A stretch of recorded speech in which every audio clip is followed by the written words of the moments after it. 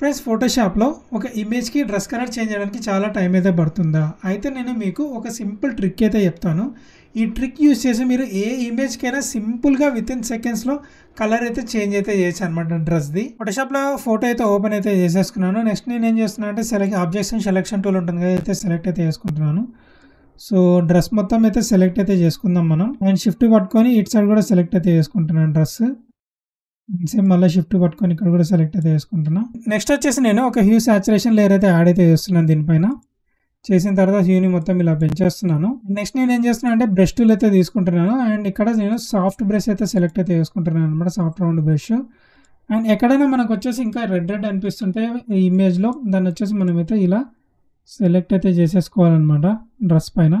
ఇంకా colour changes చేయడానికి మనం వచ్చేసి హ్యూ సాచురేషన్ లేయర్ అయితే యాడ్ అయితే చేసాం కదా, దీని మీద డబుల్ క్లిక్ ఇస్తే ఇలా మనకు ఒక లేయర్ అయితే ఓపెన్ అవుతుంది.